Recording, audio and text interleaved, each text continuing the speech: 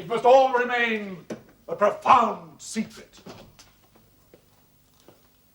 Do you think Mr. Shepherd is the right man for this business, Anne? Oh, yes. He's quite sensible, really. And his daughter, Mrs. Clay?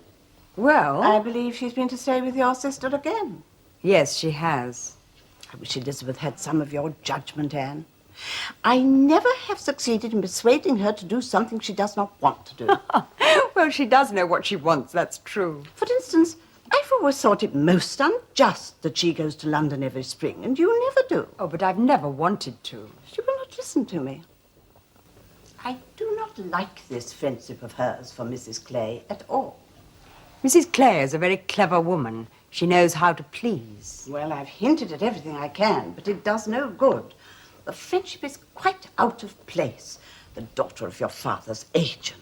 Well, like other young ladies, she is considerably genteeler than her parents. Perhaps, but she's still not a suitable companion for Elizabeth. I should like to see their intimacy broken off.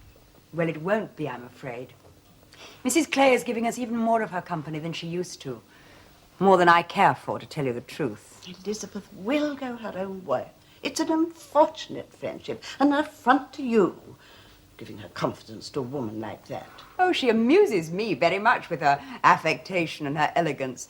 She is all superlatives and rapture, you know. Worse and worse. I don't mind for myself, but I am afraid for my father. Mrs. Clay has freckles, as he frequently points out, but she's young and good-looking. And unscrupulous, I dare say. I'm very glad you are going to Bath. Elizabeth can hardly have Mrs. Clay to stay with her there. Miss Elliot, I'm quite overcome. I do not know what to say. Your kindness. What, Penelope, what? Father, Miss Elliot has invited me to go to Bath with her. Capital idea, Elizabeth, capital. Well, Father, I shall need someone to help me when we first arrive. Of course you will, my dear, of course. Oh, Sir Walter, I do not know how to express my gratitude. Yes, Penelope, yes.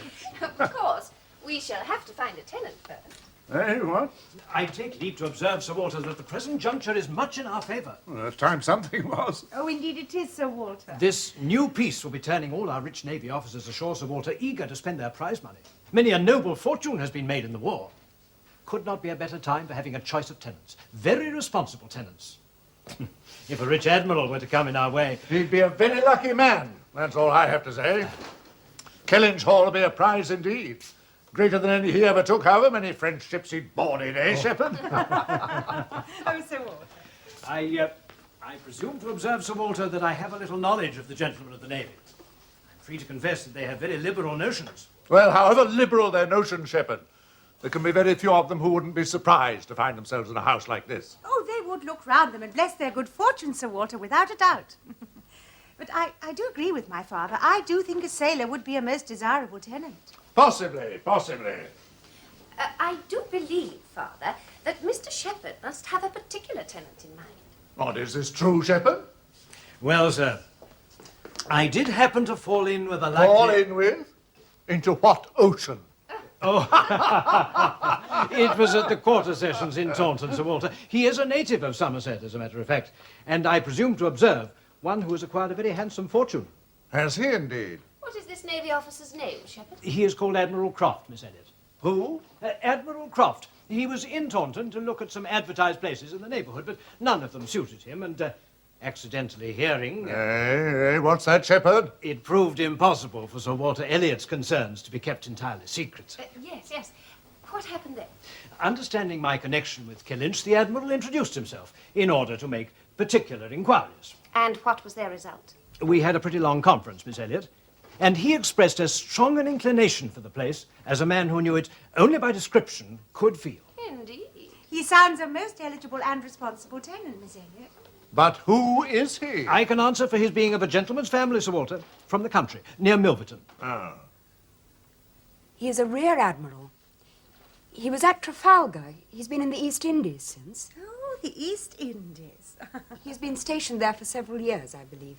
Then I take it for granted his face is as orange as the cuffs and capes of my livery. He is a very hale, hearty, well-looking man, I assure you, Sir Walter. A little weather-beaten, to be sure, but not much. Ah.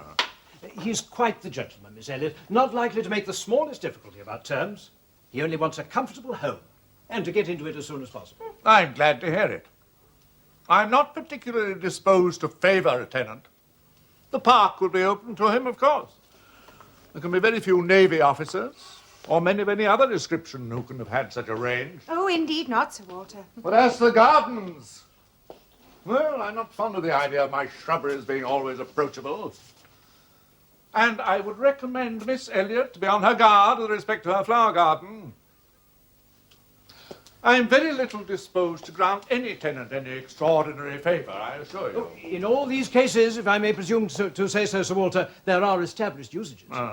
Depend on me, no tenant shall have more than his just rights. His just rights? Does the Admiral have a family? He is married, but without children, Miss Elliot, the very state to be wished for. A lady without family is the very best preserver of furniture in the world. Yes, yes. And, did you meet Mrs. Croft? Oh, I did, and a very well-spoken, genteel, shrewd lady she seemed to be. She asked more questions about the house and terms and taxes than the Admiral himself. Furthermore, Sir Walter, she is not quite unconnected with this part of the country either. Well, I never heard of him. Who is she? She is sister to a gentleman who lived amongst us once, Sir Walter. She told me so herself. Sister to the gentleman who lived a few years back at Monkford. Oh, bless me, what was his name? I've heard it quite recently, too. Penelope, my dear, can you help me? What was the name of the gentleman who lived at Monkford? He was one of Mrs. Croft's brothers. There were two of them, you remember. Mrs. Croft's brothers? You mean Mr. Wentworth, I suppose? Of course. Wentworth is the very name. He was curate for 2 or 3 years at Monkford, you remember, Sir Walter. Oh, some time back, came about the year 5, I take it. Wentworth. Oh, aye, Mr. Wentworth, the curate of Monkford. You misled me by talking of gentlemen. I thought you meant some man of property. Mr. Wentworth is a nobody, quite unconnected, I remember. Nothing to do with the Strafford family. One wonders how the names of our nobility become so common. Indeed, indeed. The Admiral would be an unexceptionable tenant, Sir Walter. Wife, no children, handsome fortune. May I take leave to wait upon him and pursue the matter? Do you have any objection, Elizabeth? Well, no, Father.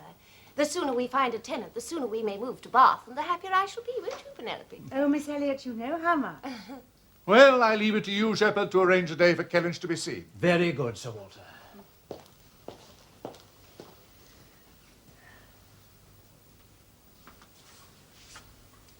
It will be a distressing one for us all.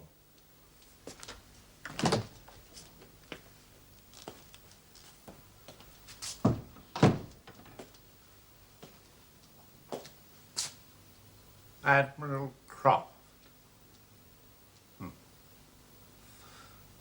I let my house to Admiral Croft.